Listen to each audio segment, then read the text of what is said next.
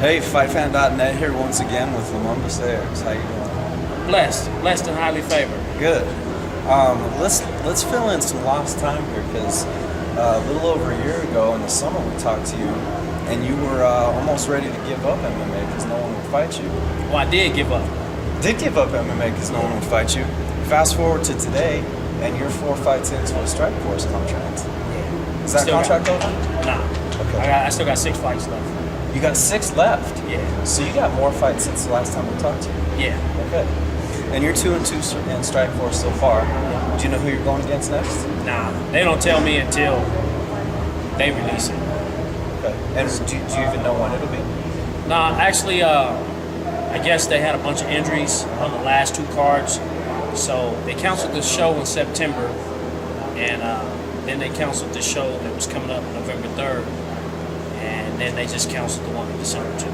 Why did they keep canceling shows? They had a lot of injuries, like to the main event, and to a lot of the mainline fighters. So they just canceled the event. It was, better to come back and regroup next time. Yeah. Lumumba, with the turmoil going on in Strikeforce, does that kind of get it? Got you a little worried of could they go under? And if they go under, what's next for you? Nah, I mean, I'm not worried about it. Like, we had the UFC summit, UFC Strikeforce summit this past July, and I mean, Dana White, he pretty much treated us, man, he treats us really good. We got full coverage insurance.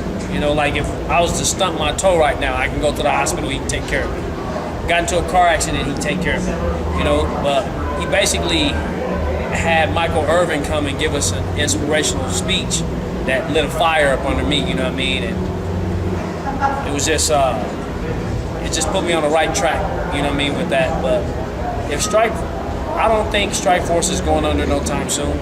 And if they do, 9 times out of 10, they'll pick fighters just to go over to the UFC.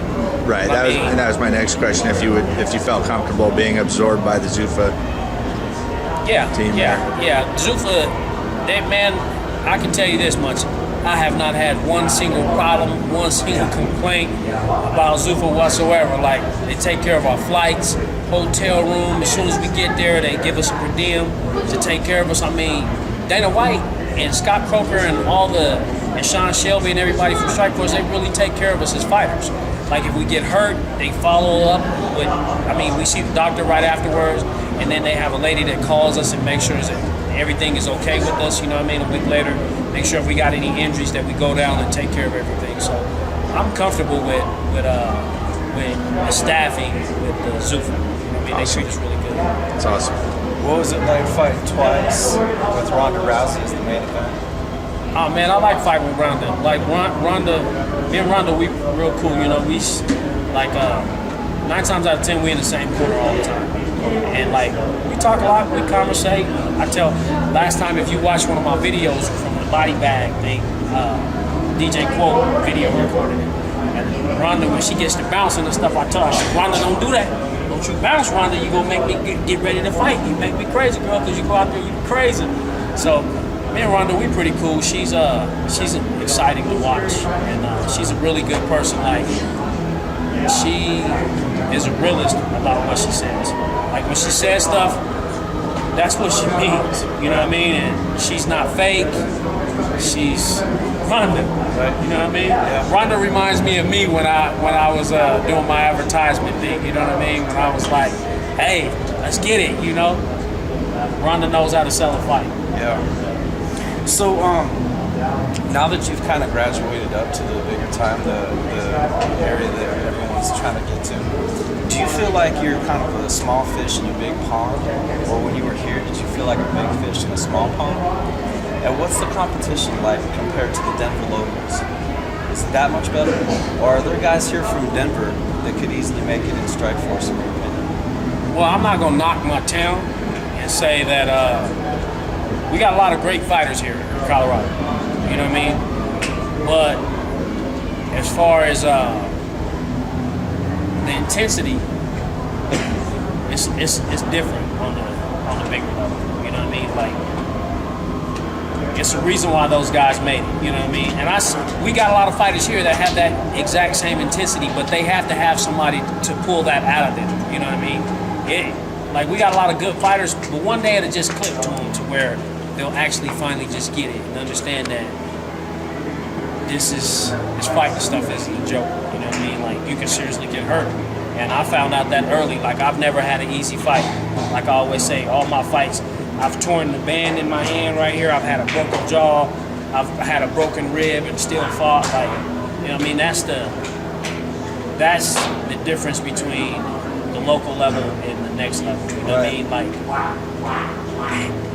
man, we going. If you got to fight and you get hurt, you going. You gonna fight. You know what I mean? So, can you name anyone locally that you think has the intensity to fight in Strikeforce?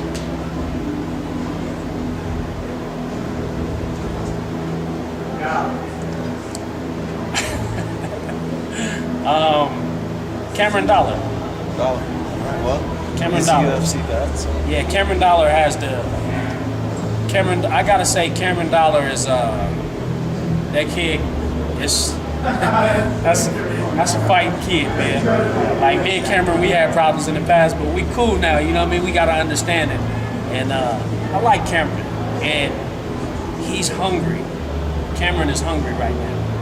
So I think Cameron Dollar is one of the fighters that I can name well, he's already been to the big stage, and I think he's ready to go back. All right. And what about some of the other fighters out of Colorado? Cody Connell, Brandon Thatch, Chris Holland, Marcus Edwards. Well, man, Brandon Thatch, that's top of the line. Like, he should be in the UFC. Like, you know what I mean? But from my understanding, he's already made it. He's got a big contract, you know what I mean? But Brandon Thatch, easy. Like, he's been in the game longer than me. You know what I mean? And when I came into MMA, I was a fan of Brandon Thatch's. You know what I mean? And Clarence Thatch actually, when he first saw me, before I even fought, he was like, "Come here." He's like, "Man, you look like a fighter." And Clarence was like one of the first people to accept me into the MMA community. You know what I mean? But Brandon Thatch, yeah, man, that dude is. Yeah, Brandon Thatch should be fighting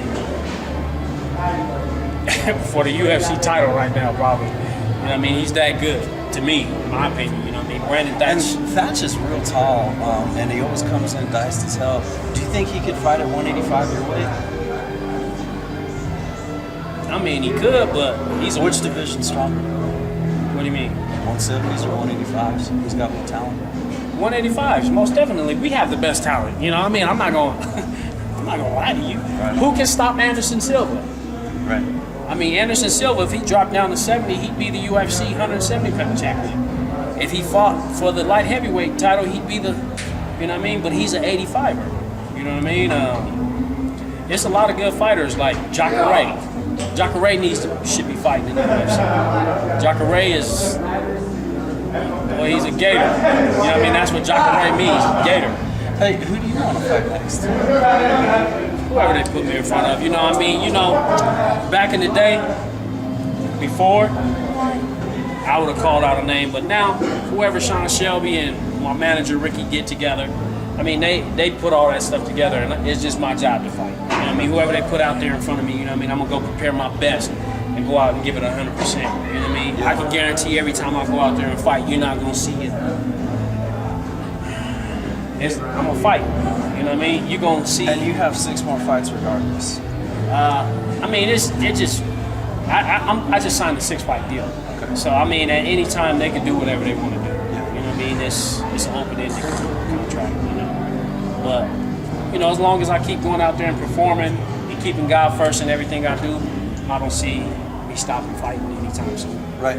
Mo, thank you again. Thank you. We'll look for it. Yes, sir. All right.